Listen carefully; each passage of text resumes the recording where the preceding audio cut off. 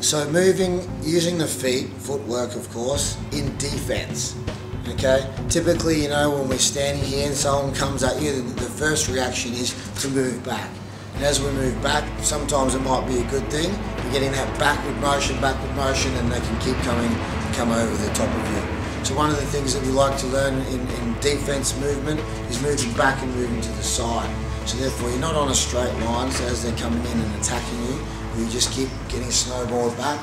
You can move just to the side and back at the same time. So you're moving back, moving off to the angle, therefore giving yourself the perfect opportunity to get out of the way of a technique, whether it's a punch or a kick or a knee, okay, and then continue into your attack, moving forward from that.